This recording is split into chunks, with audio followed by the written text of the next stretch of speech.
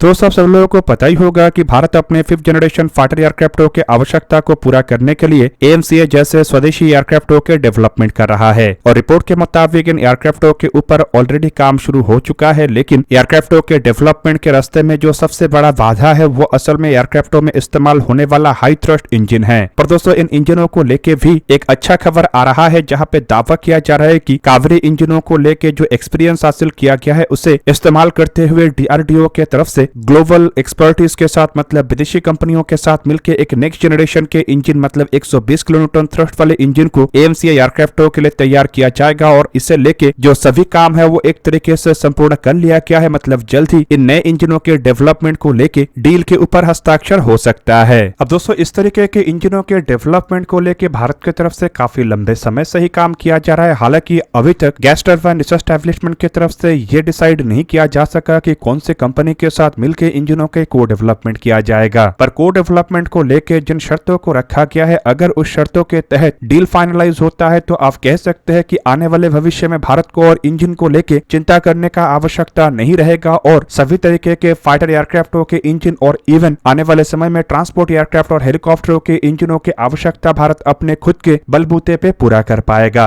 अब दोस्तों AMCA Mark 1 जैसे एयरक्राफ्टों का जहां पे डेवलपमेंट A414 इंजन मतलब अमेरिकी कंपनी जनरल इलेक्ट्रिक की तरफ से निर्माण किया हुआ इंजन के साथ किया जा रहा है, तो वहीं पे Mark 2 एयरक्राफ्टों में भारत एक स्वदेशी इंजन को इस्तेमाल करना चाहता है जो कि एडवांस टेक्नोलॉजी और एडवांस कैपेबिलिटी के साथ हो और साथ ही साथ हाई थ्रस्ट का हो। मतलब इसमें कम से कम 120 किलोन्यूटन तक थ्रस्ट प्रोड्यूस करने का क्षमता होगा और दावा किया जा रहा है कि ये जो इंजन का प्रोजेक्ट है ये प्री सैंक्शन फेज में आ चुका है, जिसका सिंपल मतलब यह है कि इंजन के डील को लेके भारत को और अधिक इंतजार करना नहीं पड़ेगा। अब दोस्तों इसके साथ साथ भारत अपने एयरक्राफ्टों को लेके आत्मनिर्भरता के तरफ और एक बड़ा कदम बढ़ाएगा और आप लोगों को यह भी बता दूं कि इस तरीके के इंजनों के टेक्नोलॉजी काफी कम देशों के पास है, जिसका सिंपल मतलब यह है कि अगर भारत इंजनों के टेक्नोलॉजी को हासिल कर लेता है तो भारत कुछ गिने चुने ऐसे देशों के लिस्ट में शामिल हो जाएगा जिसके पास ऐसे बेहतरीन टेक्नोलॉजी होगा। दोस्तों इंजन के टेक्नोलॉजी को डिफेंस टेक्नोलॉजी में सबसे क्रिटिकल टेक्नोलॉजी माना जाता है और इसी वजह से दुनिया के कुछ गिने चुने देश ही ऐसे हैं जो कि अब तक अपने जरूरतों को पूरा करने के लिए इंजनों का डेवलपमेंट कर सका है, जिनमें फ्रांस, ब्रिटेन, अमेरिका और रशिया शामिल है। हालांकि चाइना की तरफ से भी इंजनों को डेवलप करने को लेके दावे तो किया जाता है, लेकिन चाइना के दावे के ऊपर भरोसा करना थोड़ा मुश्किल है। बेसिकली दोस्तों माना जा रहा है कि चाइना अन्य देशों के इंजनों को रिवर्स इंजीनियरिंग करके अपने लिए इंजनों का डेवलपमेंट किया है, लेकिन ना ये इंजन वेस्टर्न देशों के इंजन के जैसे सोफिस्टिकेटेड और टेक्नोलॉजिकली एडवांस है और ना ही रशियन इंजनों के जैसे इतने ताकतवर है। अब दोस्तों AMCA एयरक्राफ्टों में 120 किलोन्यूटन थ्रस्ट वाले स्वदेशी इंजनों को इस्तेमाल करने का इरादा इसलिए रखा जा रहा है क्योंकि ऐसे में इंजनों को लेकर भारत को और किसी देश के ऊपर डिपेंड होना नहीं पड़ेगा और AMCA एयरक्राफ्ट आत्मनिर्भर होने का मतलब है कि इन एयरक्राफ्टों के ऊपर किसी भी देश का किसी तरीके का कंट्रोल नहीं होगा। दोस्तों यहाँ पे आप लोगों को यह भी जान के रखना चाहिए कि भारत के पास अपने खुद के स्वदेशी जेट इंजन ना होने के वजह से भारत के स्वदेशी फाइटर एयरक्राफ्टों में विदेशी इंजनों का इस्तेमाल किया जा रहा है, जिनमें ऑलरेडी तेजस Mark 1, Mark 1A जैसे एयरक्राफ्टों में जहां पे अमेरिकी कंपनी जनरल इलेक्ट्रिक की तरफ से निर्माण किया हुआ A404 इंजनों का इस्तेमाल किया गया है, तो वहीं पे तेजस Mark 2 एयरक्राफ्टों में अमेरिका के ही A414 इंजनों को इस्तेमाल करने का तैयारी किया जा रहा है। इवन दोस्तों AMCA Mark 1 एयरक्राफ्टों में भी इन्हीं A414 इंजनों का उपयोग किया जाएगा ताकि जल्द से जल्द एयरक्राफ्टों का डेवलपमेंट हो और भारत अपने एयरक्राफ्टों को बेड़े में शामिल कर सके। पर अल्टीमेट गोल इन नए इंजनों को लेके है और दोस्तों इन नए इंजनों के डेवलपमेंट के साथ भारत अपने आप को आत्मनिर्भर भी करना चाहता है और शायद इसी वजह से इन इंजनों के डेवलपमेंट में ओरिजिनल इक्विपमेंट मैन्युफैक्चरर के साथ ट्रांसफर ऑफ टेक्नोलॉजी और मेक इन इंडिया इनिशिएटिव के साथ इंटेलेक्चुअल प्रॉपर्टी राइट शेयरिंग और एक्सपोर्ट राइट शेयरिंग का भी शर्त रखा गया है।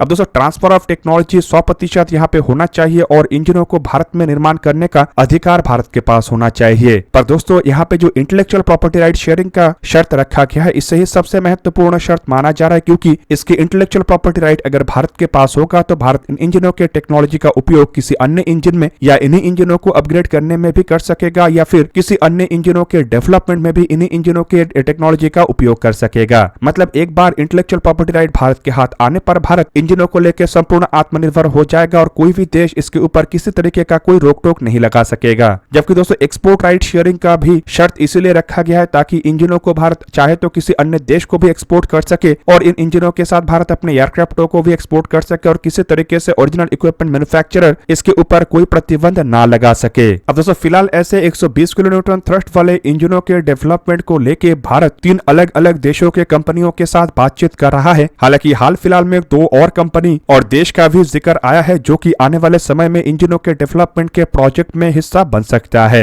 इन प्रमुख 3 कंपनियों में सबसे पहले नाम आता है फ्रेंच कंपनी सैफ्रॉन का, जो कि राफेल में इस्तेमाल होने वाले M88 जैसे इंजनों का डेवलपमेंट करता है। और आप लोगों को बता दूं कि फ्रांस भारत के शर्तों को मानने के लिए जहां पे तैयार है, तो वहीं पे भारत के सामने एक नए कोर के साथ नए इंजन को डेवलप करके देने का भी बात कह रहा है। और रिसेंटली कुछ खबरों में यह भी क्लेम किया गया है कि फ्रांस के द्वारा M88 इंजनों के बेस पे एक ऐसे अपग्रेडेड इंजन या फिर कहे तो हाई थ्रस्ट इंजन बना के भारत को देने का भी बात कहा जा रहा है, जो कि तेजस मार्क 2 जैसे एयरक्राफ्टों में इस्तेमाल हो सके। वहीं पे दोस्तों दूसरा कंपनी का नाम है ब्रिटेन के रोल्स रॉयस कंपनी, जो कि यूरोफाइटर टाइफून जैसे एयरक्राफ्टों के लिए EJ200 सीरीज का इंजन बनाता है। और रिपोर्टों के मुताबिक ब्रिटेन के रोल्स रॉयस भी भारत के शर्तों को मानने के लिए तैयार है और एक नए कोर के साथ नए इंजन को डेवलप करने का प्रस्ताव भारत के सामने रखा है। हालांकि दोस्तों इन दोनों देशों के प्रस्ताव के बारे में अभी तक ऑफिशियली कोई भी डॉक्यूमेंट नहीं आया। जबकि दोस्तों तीसरा कंपनी है अमेरिका के जनरल इलेक्ट्रिक कंपनी, जो कि F404 और F414 इंजनों को निर्माण करता है। और जनरल इलेक्ट्रिक का कहना है कि F414 इंजनों के बेस पे एक हाई थ्रस्ट इंजन भारत के लिए बनाया जाएगा, जो कि आसानी से AMCA एयरक्राफ्टों में बिना किसी बदलाव का ही लग सकेगा, क्योंकि AMCA के मार्क 1 वेरिएंटों में भारत के द्वारा F414 इंजनों का इस्तेमाल किया जा रहा है। लेकिन कुछ रिपोर्टों के मुताबिक अमेरिका इंटेलेक्चुअल प्रॉपर्टी राइट और एक्सपोर्ट राइट शेयरिंग के लिए प्रस्तुत नहीं है। जबकि दोस्तों अमेरिका के साथ पुराने कुछ इंजनों का डील अच्छा एक्सपीरियंस नहीं रखा है। और आप लोगों को पता ही होगा कि F404 इंजनों को लेकर कितना लंबा डिले हुआ और इस वजह से भारत को कैसे मुश्किलों का सामना करना पड़ रहा है। जबकि दूसरी तरफ अगर F414 इंजनों को भी देखा जाए तो अभी तक इस इंजन के डील के ऊपर भी हस्ताक्षर नहीं हुआ। और दोस्तों इन 3 कंपनियों के अलावा बाकी और 2 कंपनी या फिर 2 प्रस्तावों को देखा जाए तो सबसे पहले नाम आता है रशिया का, जो कि भारत के टाइम टेस्टेड और एक बहुत ही पुराना एलाई है, जिसके साथ भारत ज्वाइंट वेंचर में कई सारे प्रोजेक्टों को कर चुका है। इवन रशिया से भारत के द्वारा AL31FP जैसे इंजनों को भी बड़े मात्रा में खरीदा जा रहा है, जो कि भारत में ही बनेगा। और रशिया की तरफ से एक नए इंजन मतलब प्रोजेक्ट 144 का ऑफर रखा जा रहा है, जो कि बताया जा रहा है कि AL41 और AL51 इंजनों के टेक्नोलॉजी के बेस पे भारत के लिए बनाया जाएगा। और ये काफी अधिक थ्रस्ट मतलब करीब करीब 140 to 150 किलोन्यूटन तक थ्रस्ट प्रोड्यूस कर पाएगा। इवन रशिया का दावा ये भी है कि इस तरीके के इंजन केवल AMCA एयरक्राफ्टों के जरूरतों को ही पूरा नहीं कर पाएगा, बल्कि साथ ही साथ इन इंजनों का उपयोग सुखोई 30 MKI एयरक्राफ्टों में भी किया जा सकेगा। और अगर भारत रशिया से सुखोई Su-57 एयरक्राफ्ट खरीदता है तो उन एयरक्राफ्टों में भी इन्हीं इंजनों का उपयोग किया जा सकेगा। और दोस्तों रिसेंटली जापान को लेकर भी एक खबर आया, जहां पे दावा किया जा रहा है कि जापान के द्वारा भी भारत के सामने अपने IHI XF91 जैसे इंजनों का प्रस्ताव रखा जा रहा है, जो कि जापान के द्वारा अपने 6th जनरेशन एयरक्राफ्टों के लिए डेवलप किया जा रहा था। लेकिन जापान अब ब्रिटेन, इटली जैसे देशों के साथ मिलकर ग्लोबल कॉम्बैट एयर प्रोग्राम जैसे 6th जनरेशन फाइटर एयरक्राफ्टों के प्रोजेक्ट में काम कर रहा है। अब दोस्तों जापान के इंजनों को लेकर भी दावा किया जा रहा है कि ये करीब करीब 140 to 150 किलोन्यूटन तक थ्रस्ट आसानी से प्रोड्यूस कर पाएगा। इवन अगर इसके वेरिएंट को थोड़ा अपग्रेड किया जाता है तब तो ये 190 किलोन्यूटन तक थ्रस्ट प्रोड्यूस करने का क्षमता रखेगा, जो कि भारत के भविष्य के कई तरीके की जरूरतों को पूरा कर सकेगा। हालांकि दोस्तों रशिया और जापान के इस ऑफर को लेकर भारत की तरफ से अभी तक कोई कंफर्मेशन नहीं आया है, पर एक्सपेक्ट किया जा रहा है कि रशिया और जापान के एंट्री के बाद इस डील में एक तरफा रूप में यूरोप और अमेरिका नहीं रहेगा, बल्कि ये डील अब भारत के सामने एक ऐसे ऑप्शन रहेगा जिसमें भारत ये डिसाइड कर पाएगा कि कौन सा डील भारत के लिए सही है और कौन भारत को सबसे बेहतरीन ऑफर दे रहा है। जबकि दोस्तों आप लोगों को ये भी बता दूं कि रशिया और जापान के इस कॉन्सेप्ट को या फिर ऑफर को अगर साइड के रख